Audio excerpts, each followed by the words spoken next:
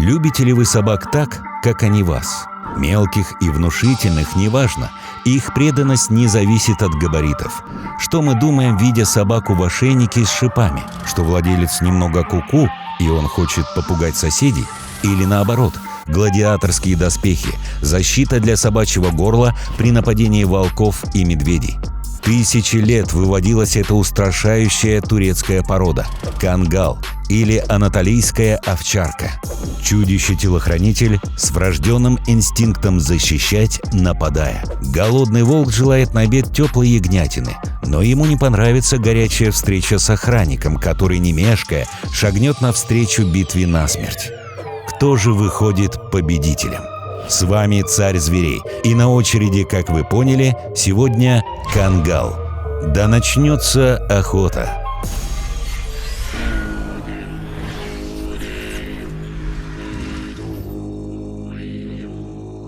«35 тысяч лет назад в Азии и на Среднем Востоке началась история приручения волков людьми и постепенного превращения их в компаньонов и сторожей. Сотни лет и сотни тысяч поколений ушли на совершенствование породы волкособов. Совершенно очевидное различие между диким волком – он, по сути, убийца, и домашней собакой, предназначение – спасатель. Но удивительно, что состав их ДНК схож на 98,8%. Так что чихуахуа вашей бабушки – дальний потомок волка, пусть может и карликового. Кангал – порода, чистота которой блюдется уже около 6000 лет. Из-за их преданности, прекрасных охранных способностей и долгой продолжительности жизни кангалы регулярно экспортируются по всему миру и даже в Африку для обороны от крупных хищников из семейства кошачьих. Большой кошке – большой пес. Так почему же они так ужасно обожаемы или обожаемо ужасны? Посмотрим, что бывает, когда дикие хищники трутся на участке кангалов. Вся работа сирийского мастера VIII века с изваянием этого вида, несущего свою тысячелетнюю вахту. Кангалы сильны и высокоинтеллектуальны. У них большие мощные лапы, чрезвычайно сильные челюсти и примечательный хвост баранкой. Длина тела достигает от 70 до 85 сантиметров, а вес от 40 до 70 килограмм. Но не всегда они были пастухами. Вначале собаки этой породы служили охранниками турецкой аристократии. Они проявляли самурайскую верность хозяину, атакуя все, что неправильно приблизилось, будто то армия или торговец. Если дети покидали границы владения, кангалы следовали позади и следили, чтобы никто им не навредил, и предупредительно лаяли, когда те зашли слишком далеко. Со временем их стали использовать как детских защитников, а затем стали привлекать к сопровождению и охране стада. Они бдительны, скоры и легки на подъем, равны в бою с волками, койотами и даже медведями. Кангалы растут вместе со стадом овец и воспринимают их как семью. Из щенячества научаются распознавать по поведению скота, если что-то идет не так. На горном пастбище они выбирают площадку с хорошим обзором и тем самым предупреждают внезапную опасность. Если ситуация становится беспокойной, кангал извещает особенным лаем, и овцы понимают – собраться кучкой и бежать куда сгавкано. Кангал готов сам погибнуть, спасая свою отару, поэтому он беспощаден к хищникам. Его гипертрофированный инстинкт заставляет бросаться на помощь каждому обитателю в деревне, будь то человек, атакованный птицей, щенок или домашняя собака, на которую напал волк. Гиена поняла, что связываться с кангалами – дело тухлое. Кангалы бесстрашны, могут сражаться даже с тиграми и львами. Кангал – не просто верный помощник, он идеальный защитник всего, к чему испытывает привязанность. За это он признан в Турции национальной породой. Его изображения печатают на марках и монетах.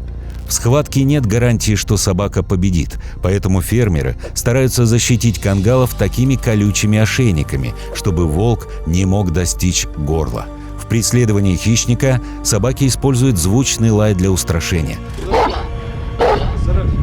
Заслыша эти звуки, даже медведи улепетывают за холм. Если запугивание не подействовало, начинается атака, поединок или групповая схватка. Кангал и волк в одной весовой категории, но строение зубов и форма укуса у них различаются. По силе укуса кангалу нет равных собак на планете. Она измеряется около 743 фунтами на квадратный дюйм, в то время как у волка, согласно замерам National Geographic, от 409 до 661.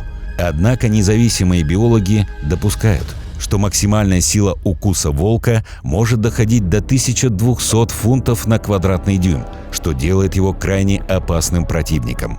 Но, к счастью для кангалов, они тоже привыкли работать в группе. Одна собака хватает волка за горло, а другая занимается конечностями. Вот мы видим силу кангала. Даже двое взрослых мужчин не могут удержаться на месте.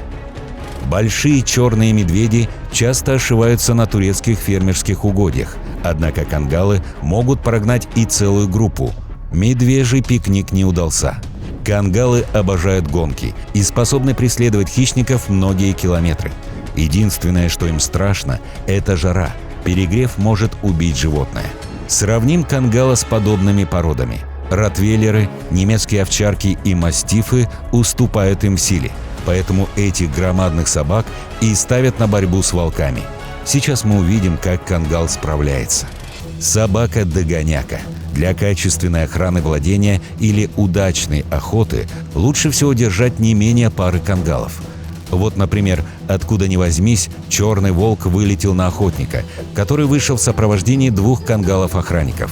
Волк не спятил, чтобы нападать на такую компанию. Пришлось бы тяжко. Кангалы бросились в погоню, и бежать волку пришлось изо всех сил.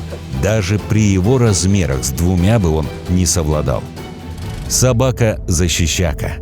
Недальновидный хозяин оставил собаку ночевать на цепи, как вдруг нагрянул волк. Хищник, естественно, нацелился на легкую добычу, но кангал вылетел на защиту своего меньшего собрата и старался не дать волку уйти. К несчастью, питомец погиб от первого укуса в этой безвыходной ситуации, но если бы не цепь, то не он бы расстался с жизнью в ту ночь. Собака-спасака. Маленький пес заметил приближающегося волка первым и подал сигнал тревоги. Но проблема в том, что он на привязи в опасной зоне. Кангал успевает прийти на помощь другу, не давая волку шанса подобраться. Если бы привязь кангала была короче, он не смог бы помочь, а если длиннее, волк не смог бы уйти. Собака-рвака. В этом видео волк в поисках быстрой наживы встретился с 3 молодыми кангалами, и они восприняли его как учебный снаряд. Ко всему, волк и сам был небольшим, куда ему тягаться с 3 тяжеловесами. Волки хитры.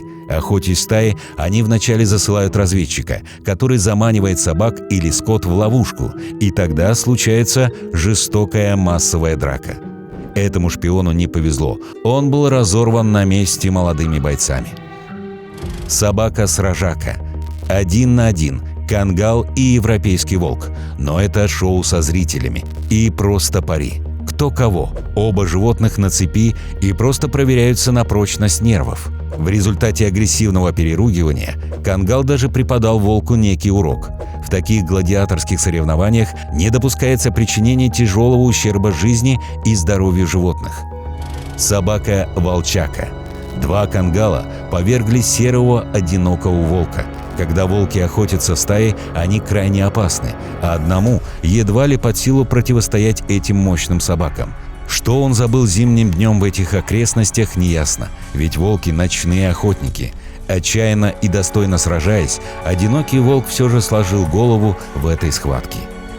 Собака-кромсака. Это видео снято боком, потому что человеку было не до съемки. Кангал бросился на волка и загрыз его, защищая хозяина. Добитый в честном бою трофей они забрали с собой. Собака-хватака. Кто знает, как сложилась бы эта история при свете дня и соотношении 1 на 1.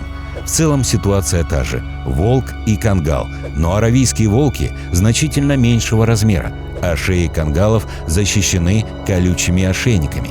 В этом сюжете кангал сцапал черного аравийского волка. Хоть они и успели побороться, но мощь кангала явно преуспела. Однако волк не упустил возможности вырваться и ринулся бежать. Погоня была, но здесь страх гнал волка быстрее ветра. Он наверняка сообщит сородичам, что заглянул в лицо смерти этой ночью. С вами был Царь Зверей. Прямо сейчас предлагаю посмотреть наши предыдущие выпуски.